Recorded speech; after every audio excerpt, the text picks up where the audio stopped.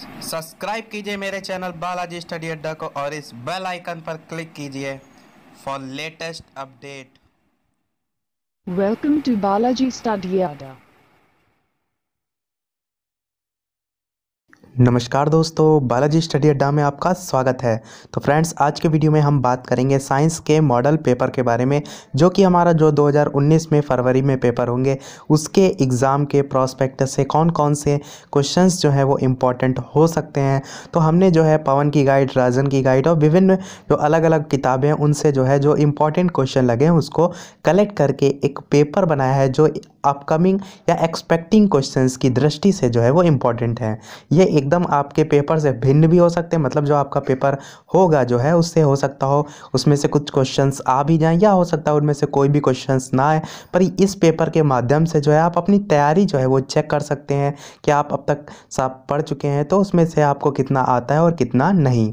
तो चलिए सबसे पहले हम देखेंगे बहुविकल्पीय, फिर अति लघु, फिर उसके बाद लघु उत्तरीय प्रश्न। तो चलिए देखते हैं क्वेश्चन। सबसे पहले हम बात करेंगे बहुविकल्पीय उत्तरीय प्रश्न की तरफ, जो टोटल 5 क्वेश्चंस आते हैं। तो बात करें पहले क्वेश्चन की कि मेरेस्मस तथा क्वाशरकोर रोग जो है वो किसकी कमी से होता है।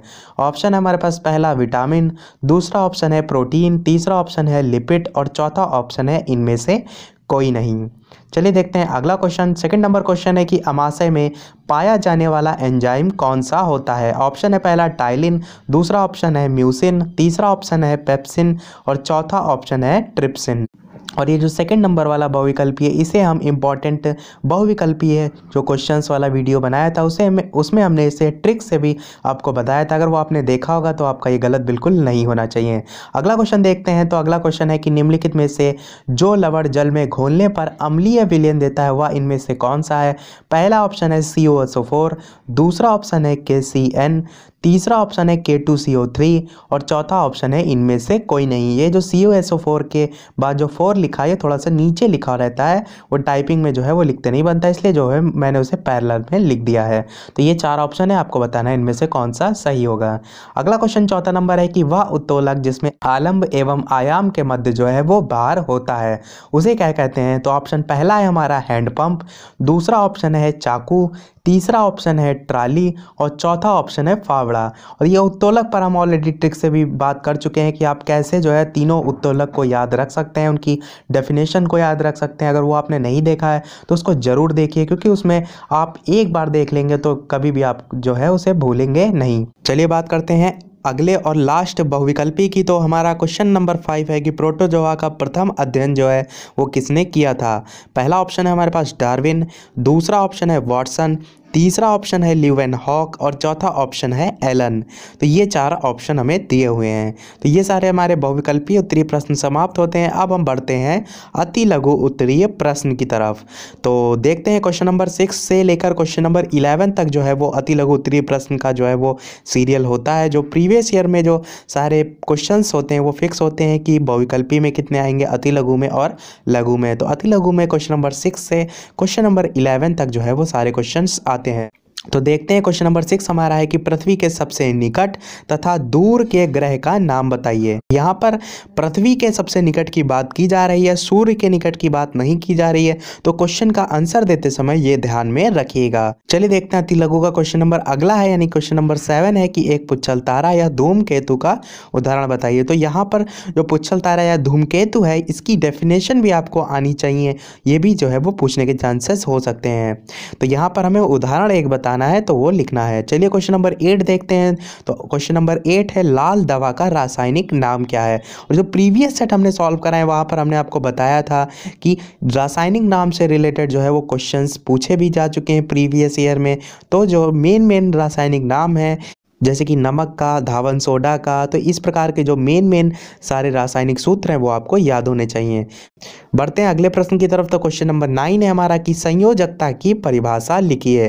तो संयोजकता की परिभाषा लिखने के साथ साथ आप संयोजकता को जो है वो एग्जाम्पल के जरिए समझा भी सकते हैं। क्वेश्चन नंबर 10 है हमारा अम्ल या क्षार में से किसी एक की परिभाषा लिखिए।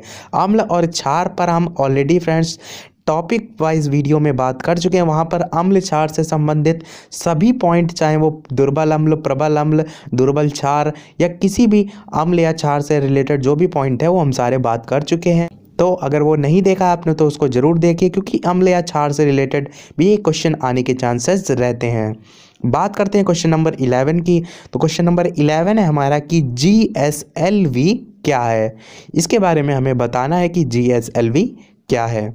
तो ये सारे हमारे अति लघु उत्तरीय प्रश्न के सारे क्वेश्चन कंप्लीट होते हैं। अब हम बढ़ते हैं लघु उत्तरीय प्रश्न की तरफ। तो बात करें लघु उत्तरीय प्रश्न की, तो ये जो है क्वेश्चन नंबर 12 से लेकर क्वेश्चन नंबर 18 तक जो है वो लघु उत्तरीय प्रश्न में सारे पूछे जाते हैं। तो चलिए देखते हैं लघु उत्तरीय प्रश्न के कौन कौन से क्वेश्चन है। तो क्वेश्चन नंबर 12 है हमारा कि मानव में कितने प्रकार के दांत पाए जाते हैं, उनके नाम एवं कार्य बताइए। क्वेश्चन नंबर 13 है हमारा कि मनुष्य में पोषण की प्रक्रिया बताइए।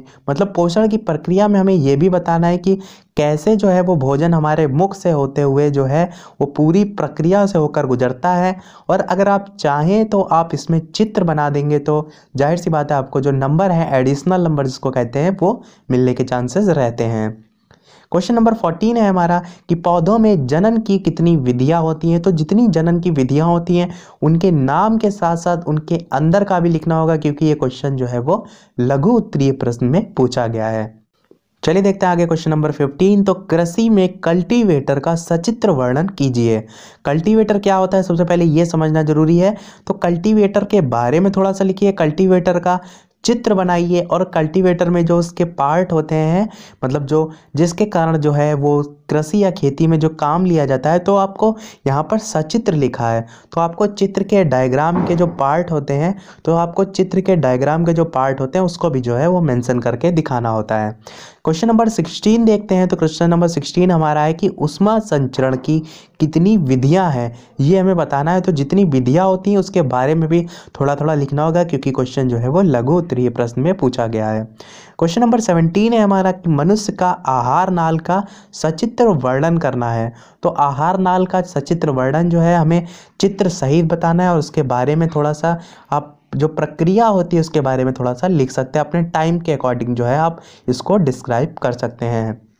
बात करें अगले और लास्ट क्वेश्चन की, तो लास्ट क्वेश्चन नंबर 18 है हमारा कि धातुएं जो है वो ऑक्सीजन से अभिक्रिया करके क्या बनाती हैं।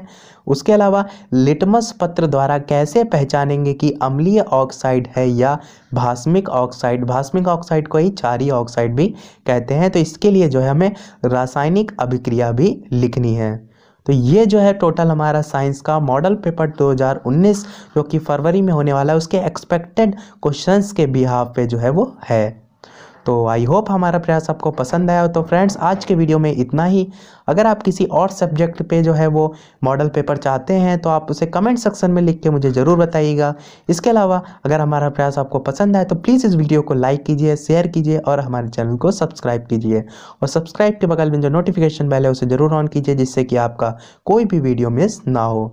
इसके अलावा अगर आपका कोई कमेंट, कोई सुझाव या कोई क्वेरी है तो आप उसे कमेंट सेक्शन में लिख के ज़रूर बताइए। मैं उसे कमेंट या अगले वीडियो में कवर करूँगा। तो फ्रेंड्स मिलते हैं अगले वीडियो में, तब तक के लिए नमस्कार। Thank you for watching.